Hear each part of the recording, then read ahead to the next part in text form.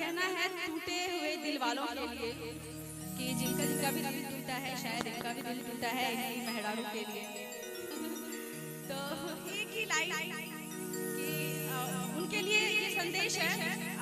आपका भी दिल टूटा होगा, आई थिंक टूटा है। हाँ?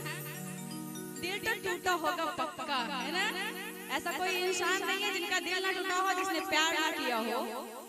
तो सारे टूटे हुए दिल वालों से ये आवाज के माध्यम से मैं बोलना चाहती हूँ। भरत जी कमेटी के सदस्य भरत जी 2-4 बिस्लरी वाला पानी को भेज दीजिए।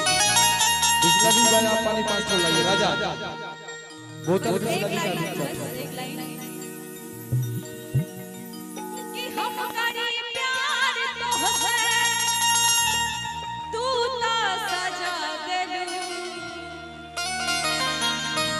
हर दिल हाथ चार जर तही लगा ले हर दिल हाथ चार जर तही लगा ले हर दिल हाथ चार जर तही लगा ले हर दिल हाथ चार जर तही लगा ले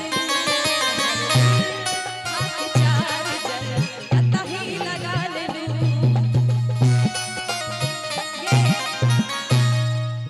ये लाइन उसी टूटे हुए दिल वालों के लिए है जिनके